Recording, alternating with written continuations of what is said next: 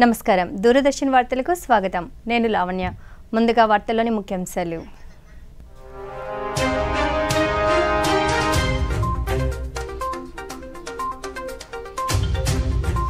రాష్ట్రాలకు మోగిన ఎన్నికల నగారా జమ్మూ కాశ్మీర్ హర్యానా ఎన్నికల ప్రచారంలో పాల్గొన్న భారత ప్రధాని నరేంద్ర మోదీ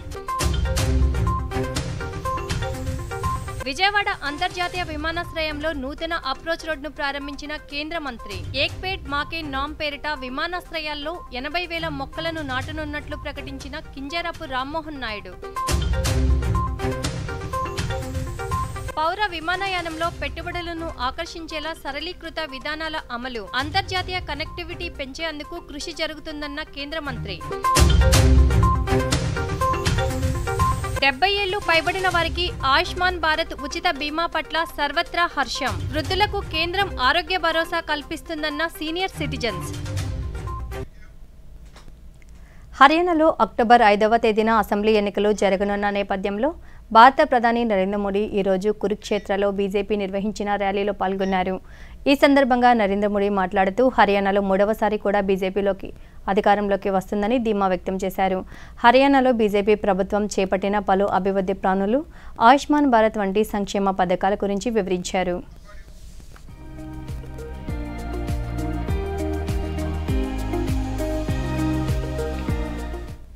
सरकारी कर्मचारियों को वहां अपने हक की सैलरी के लिए हड़ताल करनी पड़ रही है. कर्मचारियों को डीए मिल नहीं रहा.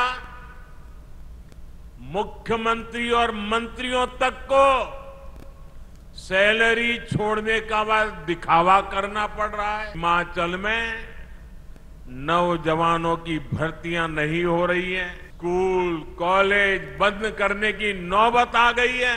वहां कांग्रेस ने महिलाओं को 1500 रुपये देने का वायदा किया. हजारों महिलाएं आज भी इस पैसे का इंतजार कर रही. अच्छे खासे राज्यों को बर्बाद कैसे किया जाता है ये कांग्रेस वहां करके दिखा रही है.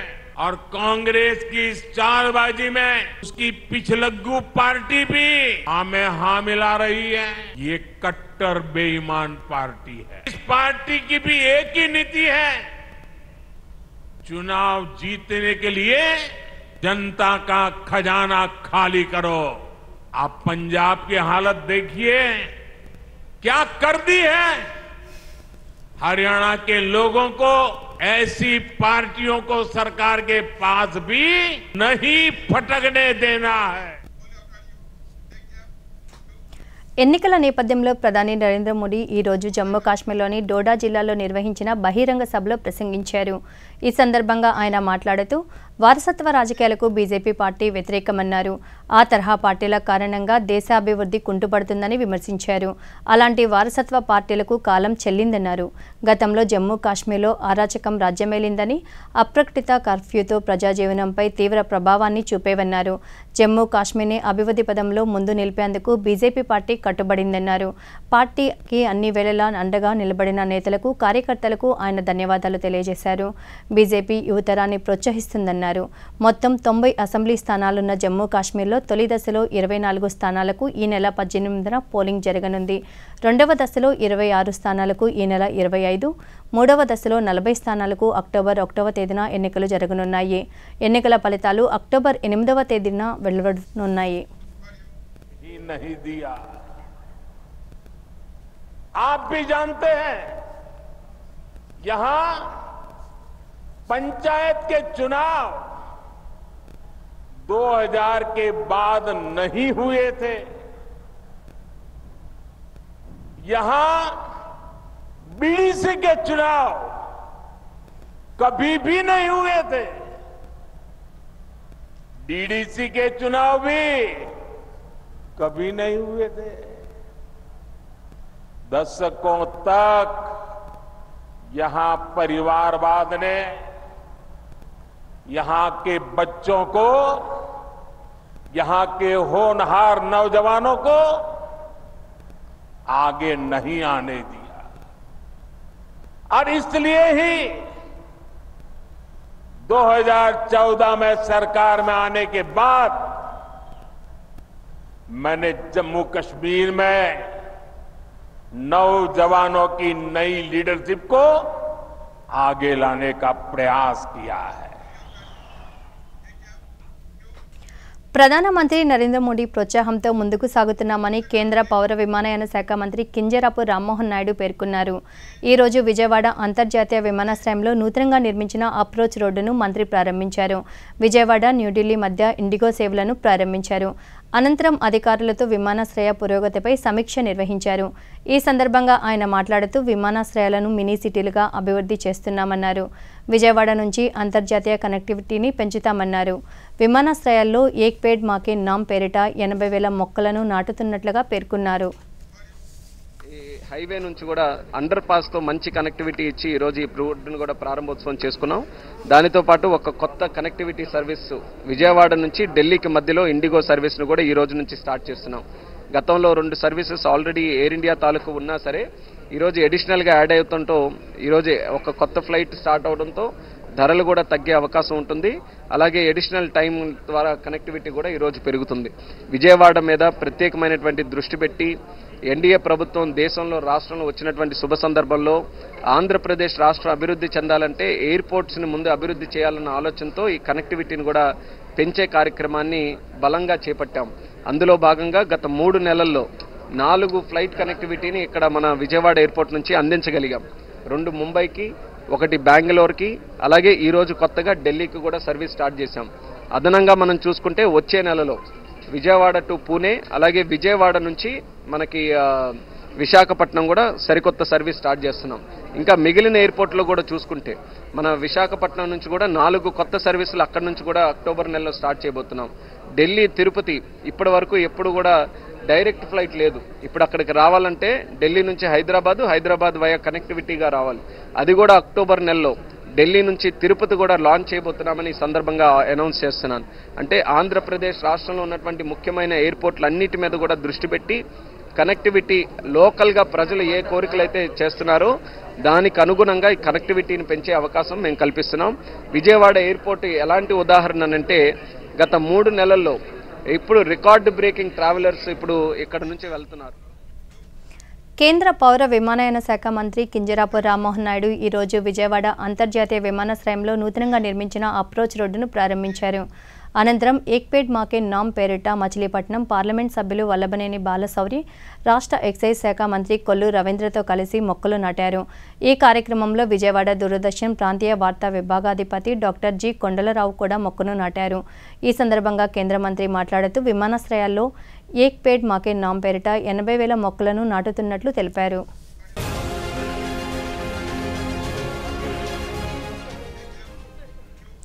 కేంద్ర పౌర విమానయాన శాఖ మంత్రి కింజరాపు రామ్మోహన్ నాయుడు ఈ రోజు విజయవాడ అంతర్జాతీయ విమానాశ్రయంలో అప్రోచ్ రోడ్డును ప్రారంభించి పలు అభివృద్ధి కార్యక్రమాల్లో పాల్గొన్నారు. ఈ సందర్భంగా విజయవాడ అంతర్జాతీయ విమానాశ్రయానికి విచ్చేసిన కేంద్ర మంత్రితో విజయవాడ దూరదర్శన్ ప్రాంతీయ వార్తా విభాగాధిపతి డాక్టర్ జి కొండలరావు ప్రత్యేక ముఖాముఖి నిర్వహించారు.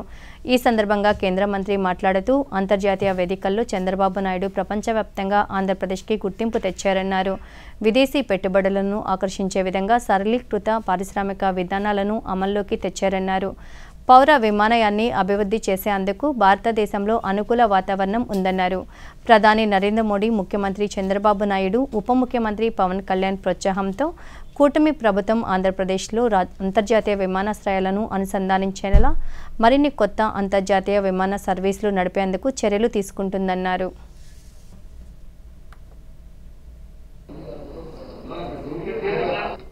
Andhra Pradesh, in fact, is very well known state across the world because of the leadership of our Honorable Chief Minister Chandrababu Naidu Garu. He has been very active in international forums, especially in terms of good governance and involving IT in also governance. And he has gone across the world promoting investments, promoting IT, promoting new technological reforms in governance. So that has given a good recognition for Andhra Pradesh. In fact, at a time in Korea also, they used to speak about Andhra, they used to speak about Chandrababu Naidu Garu. And we have been getting investments from different different parts of the globe just because of the presence of Chandrababu Naidu Garu, and now with him back at the helm of affairs in the state, we are trying to improve on that, and now we have got the support of Deputy Chief Minister Pawan Kalyan Garu and also the Prime Minister Narendra Modi ji having a special concentration on the development of Andhra Pradesh, especially on the airports also. You have seen how Narendra Modi ji has promoted the building of infrastructure in airports from 74 airports to 157 airports in his term as 10 years. Now he wants to further improve on that, further build on the foundation that he has laid, and by Viksit Bharat 2047, we plan on building 200 more airports. So there is a lot of potential in the civil aviation sector in India and also Andhra Pradesh. We have got two excellent leaders leading the country and leading the state of Andhra Pradesh. So with their support, I feel we can achieve all the targets that we have laid down in the future for the civil aviation. And definitely as a young minister, I am going to do my best. My commitment has always been to the passengers of the country. I want to give them convenient travel, affordable travel, and also safe and secure travel. So this is the major concentration of our civil aviation ministry. Recently we also had Asia Pacific Conference, which was a humongous success, and all the countries who participated in it appreciated India for hosting it, and also the hospitality that they have received, and also the success that India achieved in the field of civil aviation. And we want to take the good wishes that everyone has given us and build on that platform, and not only develop civil aviation within the country, but also facilitate for other countries to bring them up and to collaborate on different areas. We are working towards sustainable aviation fuel. We are working towards improving the participation of women in civil aviation sector. We are improving the MRO space in the country. So there are a lot of activities that are going on in civil aviation. And I would like to once again assure the people of the country that civil aviation is going to be one of the fastest growing sectors in the coming years also. How soon we expect international connectivity to? Yeah, international connectivity for Vijayawada has also been a demand. Right now we are operating 2 flights a week to Sharjah, and there is a demand for Dubai and Singapore connectivity. Because the international connectivity requires agreements with the other countries also, so there has to be a bilateral meetings. We have to discuss a lot of wide variety of issues, and the demand is there for many other airports also. So we are going to collectively sit down, and in the coming future definitely we are going to work on improving the connectivity, not just for Vijayawada but other airports. వసతి గృహాల్లో విద్యార్థులకు సురక్షిత వాతావరణం, మెరుగైన సౌకర్యాలు అందించడానికి రాష్ట్ర ప్రభుత్వం కట్టుబడిందని బీసీ సంక్షేమ శాఖ మంత్రి ఎస్ సవిత పేర్కొన్నారు. బుక్కపట్నంలోని మహాత్మా జ్యోతిరావు పూలే పాఠశాలను ఈరోజు ఆమె పరిశీలించారు. అనంతరం ఆమె మీడియాతో మాట్లాడుతూ రాష్ట్ర వ్యాప్తంగా పాఠశాలల వసతి గృహాల్లో అధికారులు తనిఖీ నిర్వహిస్తున్నారని తెలిపారు. వసతి గృహాల వాస్తవ పరిస్థితులను అంచనా వేసి ప్రమాణాలు మెరుగయ్యేలా చర్యలు తీసుకుంటామన్నారు. గత ప్రభుత్వం వసతి గృహాల నిర్వహణను నిర్లక్ష్యం చేసిందన్నారు. చాలా దారుణమైన పరిస్థితి, ముఖ్యంగా బాలికల రెసిడెన్షియల్ స్కూల్ ఇది. గతంలో తెలుగుదేశం ప్రభుత్వంలో ముఖ్యమంత్రి చంద్రబాబు నాయుడు గారు అప్పట్లోనే 7 ఎకరాల స్థలం కూడా కేటాయించాం.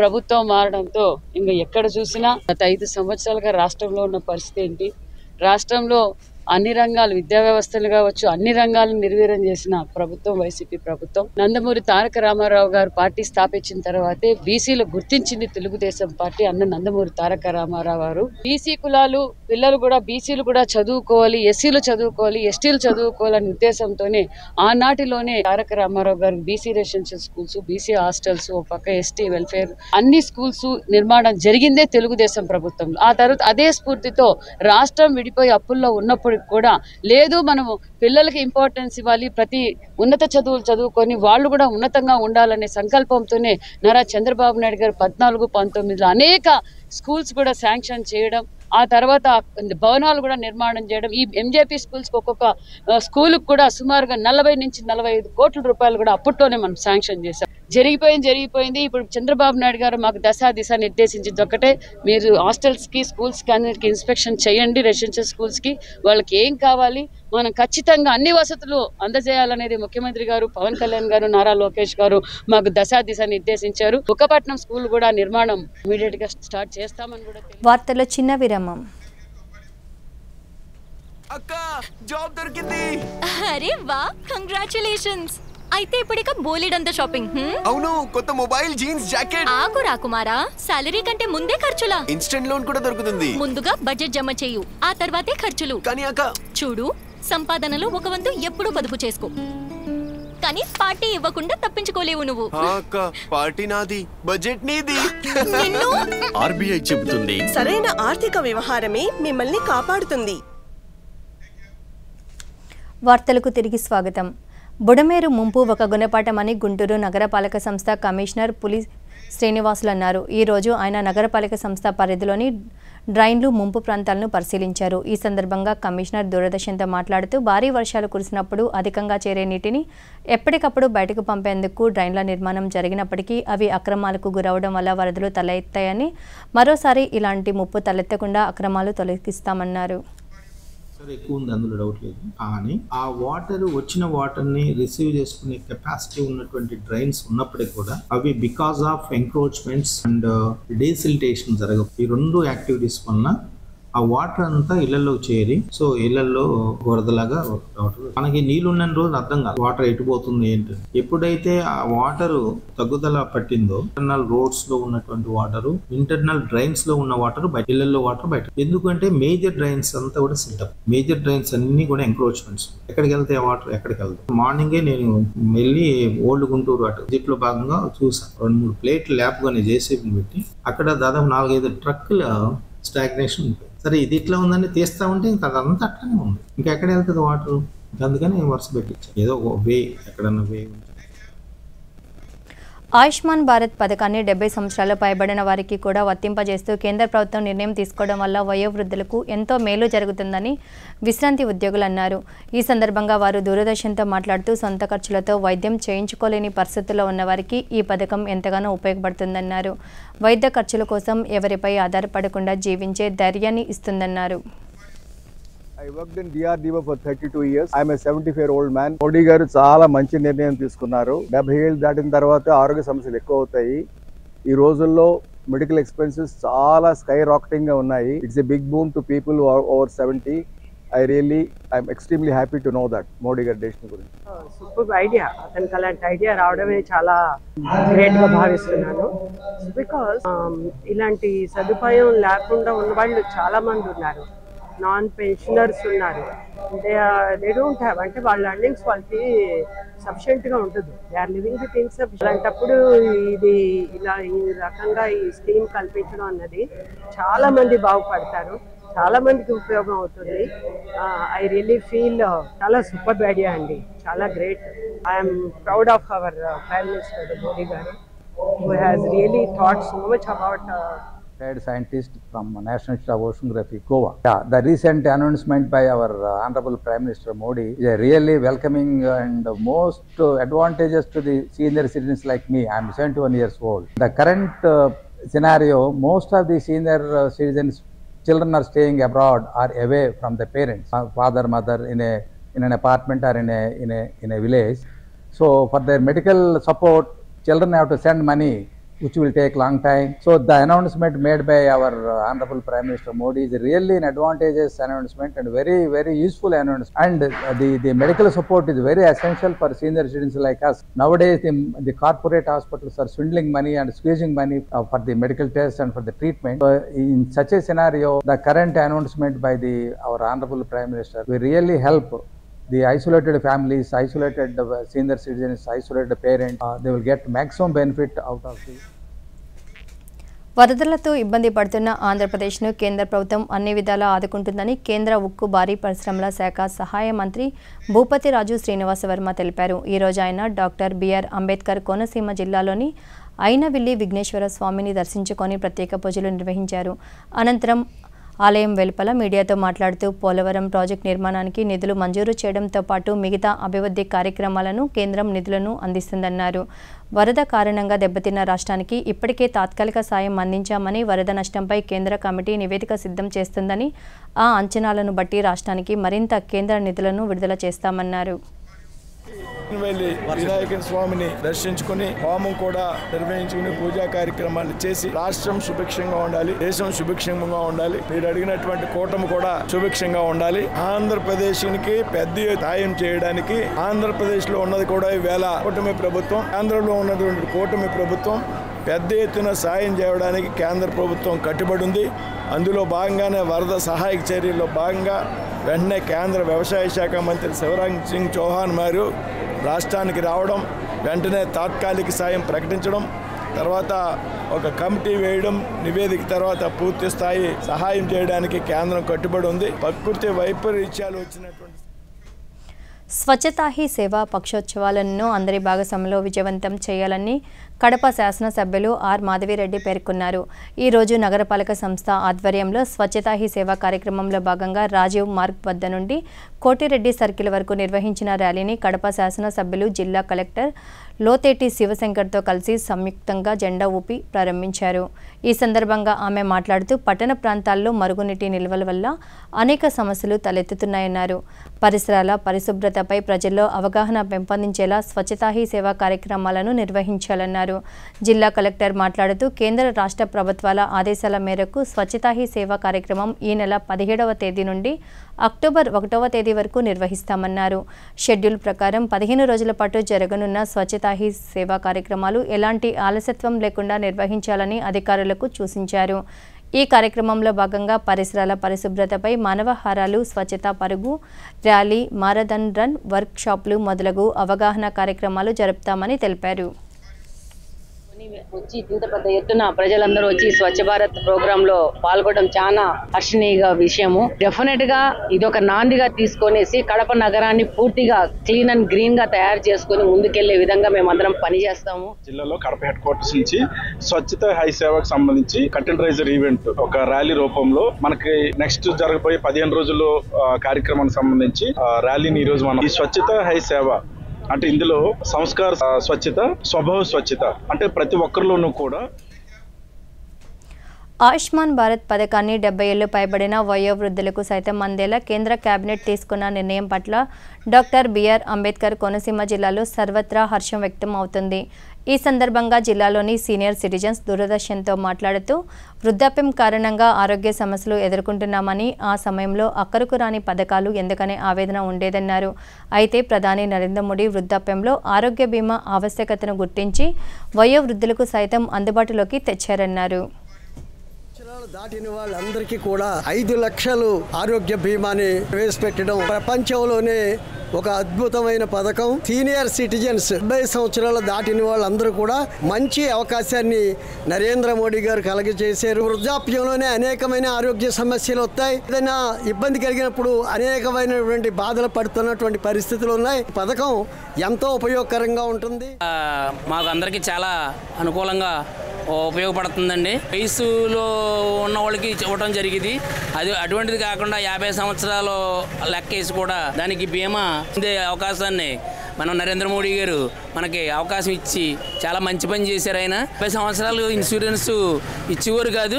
ఇప్పుడు ఇవాళ 70 సంవత్సరాలకు కూడా ఇన్సూరెన్స్ ఆయన మనకు ఉపకారం ఒకటి కల్పించి ఇన్సూరెన్స్ క్లెయిమ్ అయ్యే విధానాన్ని మనకి ప్రకటించారు. ఆయన మనకు చాలా ఉపకారం చేశారు మెడికల్గా వచ్చి. ఆయన సీనియర్ సిటిజన్స్కి 70 ఏళ్ళు దాటినటువంటి ప్రతి సీనియర్ సిటిజన్స్కి ఆరోగ్య బీమా పథకం వృద్ధులకి అయ్యేటువంటి ఆరోగ్యానికి అయ్యేటువంటి సమస్త ఖర్చులు 25 లక్షల వరకు కూడా వారు భరించాలన్నటువంటి పథకం చాలా అద్భుతమైనటువంటి పథకం. ఎందుకంటే మాలాంటి వృద్ధులు ఉన్నారంటే 70 సంవత్సరాలు దాటిన తర్వాతే మాకు ఆసరా కావాలి. అద్భుతమైనటువంటి పథకం. దీన్ని మేమందరూ కూడా ఆమోదిస్తున్నాం. ఎందుకంటే ఆ టైంలోనే మాకు ఎవరికైనా ఆసరా కావాలి. ఆసరా కావాల్సినటువంటి సమయంలో 25 లక్షల వరకు కూడా ఉచిత ఆరోగ్య ఖర్చు ఇవ్వడం అంటే మాటలు కాదు. ఆ విధానాన్ని ఉపయోగించుకుని అందరూ కూడా సంతోషంగా ఇంకా జీవించడానికి మంచి కల్పన చేసినటువంటి మన ప్రభుత్వాన్ని మంచి మంచి పథకాలు ప్రవేశపెట్టి మరెన్నో సహాయాలు వృద్ధులకి చేయాలని కోరుకుంటూ ఈ ఆయుష్మాన్ భారత్ అనేది స్కీమ్ ఏదైతే ఉందో భారత ప్రధానమంత్రి గారు ప్రవేశపెట్టినటువంటి స్కీము ఇది చాలా వృద్ధులకి మంచి ఆరోగ్యరీత్యా పొందటానికి అనేది ఆరోగ్యరీత్యా చాలా మంచి. గోదావరి నదికి వస్తున్న వరద కాస్త తగ్గుముఖం పట్టింది. ధవళేశ్వరం బ్యారేజీ వద్ద ప్రస్తుతం 8,42,982 క్యూసెక్ల వరద నీరు వచ్చి చేరుతుండగా అంతే మొత్తంలో నీటిని దిగువకు విడుదల చేస్తున్నారు. గోదావరి నది పరివాహక ప్రాంతాల్లో వర్షాలు తగ్గుముఖం పట్టడంతో వరద ఉధృతి మరింత తగ్గే అవకాశం ఉందని అధికారులు అంచనా వేస్తున్నారు.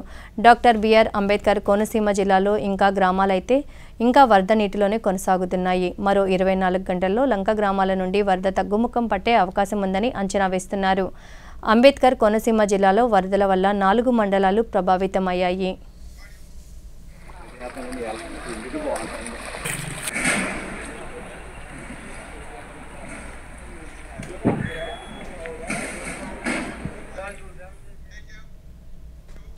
అత్యుత్తమ ఆదాయం సాధించడంలో దక్షిణ మధ్య రైల్వే జోన్ పరిధిలో విజయవాడ రైల్వే స్టేషన్ చరిత్ర సృష్టించింది.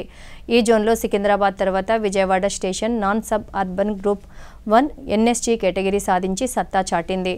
ఈ రైల్వే స్టేషన్ దేశంలోని టాప్ 28 రైల్వే స్టేషన్లలో ఎలైట్ గ్రూపుల్లో చేరింది. దక్షిణ మధ్య రైల్వే పరిధిలో సికింద్రాబాద్ తర్వాత ఈ హోదా సాధించిన రెండో స్టేషన్గా నిలిచింది. దేశంలో ఏ రైల్వే స్టేషన్ అయినా ఏడాదిలో 500 కోట్ల పైగా ఆదాయాన్ని సాధించిన లేదా 2 కోట్ల మంది ప్రయాణికుల రాకపోకలకు వేదికగా నిలిచిన ఈ రెండిటిలో ఏది సాధించినా అత్యంత ప్రతిష్టాత్మక ఎన్ఎస్జీ 1 కేటగిరీలోకి చేరుతుంది. 2023-2024 రైల్వే బోర్డు తాజా సమీక్షలో విజయవాడ రైల్వే స్టేషన్ అత్యధికంగా 528 కోట్ల వార్షిక ఆదాయం కలిగి ఉండడంతో రైల్వే శాఖ ఎన్ఎస్జీ 1 హోదా ప్రకటించింది. ఈ సందర్భంగా Vijayawada railway division manager Narendra Anandarao Patil మీడియాతో మాట్లాడుతూ విజయవాడ రైల్వే స్టేషన్కు ఎన్ఎస్జీ 1 హోదా రావడం గర్వకారణమన్నారు. వ్యాపార వాణిజ్య పరంగా విజయవాడ డివిజన్ ఎంతో అభివృద్ధి దిశగా ముందుకు సాగుతుందని తెలిపారు. ప్రయాణికుల అవసరాల మేరకు ఇంకా మెరుగైన సౌకర్యాలు అందించేందుకు చర్యలు చేపడుతున్నట్లు తెలిపారు. And it is a gateway for connection of south with the western part of the country, with the northern part of the country and with the eastern part of the country. By virtue of that, the geographical position and the operations involved, Vijayawada Junction is growing in leaps and bounds, and it has now attained a revenue of more than 500 crores. In future, there are plans for redeveloping Vijayawada railway station. The plans are being handled by the RLDA. ఉత్తర కాశ్మీర్లోని బారాముల్లా జిల్లాలో జరిగిన ఎన్కౌంటర్లో 3 గుర్తు తెలియని ఉగ్రవాదులు హతమయ్యారు. ఉగ్రవాదులున్న సమాచారంతో పట్టాన్ ఏరియాలోని chalk Tappar గ్రామంలో army, paramilitary, CRPF, Jammu Kashmir పోలీసులు సంయుక్తంగా కార్డన్ సెర్చ్ ఆపరేషన్ నిర్వహించాయి. ఈ సందర్భంగా ఓ పాఠశాల భవనంలో నక్కిన ఉగ్రవాదులు భద్రతా దళాలపై కాల్పులకు దిగారు.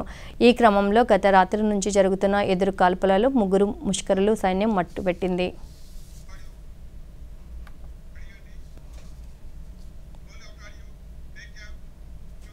బంగాళాఖాతంలో మరో అల్పపీడనం ఏర్పడే అవకాశం ఉందని భారత వాతావరణ శాఖ తెలిపింది. ఈ ప్రభావంతో పశ్చిమ బెంగాల్, ఒడిషా, ఛత్తీస్గఢ్, బీహార్ రాష్ట్రాల్లో విస్తారంగా వర్షాలు కురిసే అవకాశం ఉందని అన్నారు. ఈ అల్పపీడన ప్రభావం ఆంధ్రప్రదేశ్లో తక్కువగా ఉండే అవకాశం ఉందని తెలిపింది. రానున్న 24 గంటల్లో రాష్ట్ర వ్యాప్తంగా పలు చోట్ల తేలికపాటి జల్లులు కురిసినప్పటికీ ఎండ తీవ్రత కూడా ఉంటుందని వాతావరణ శాఖ తెలిపింది.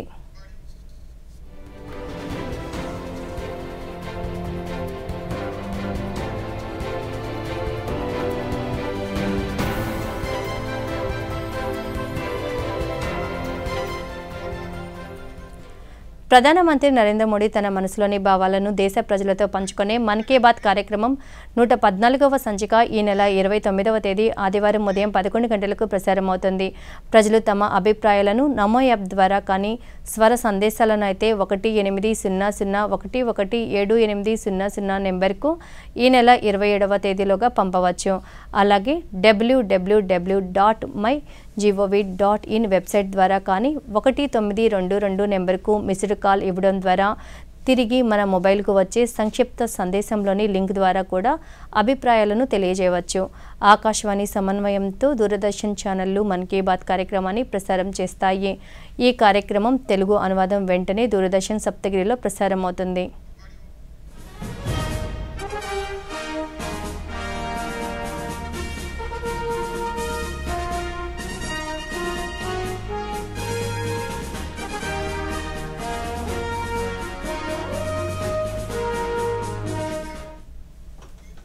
ఈ వార్తలు ఇంతటితో సమాప్తం. నమస్కారం.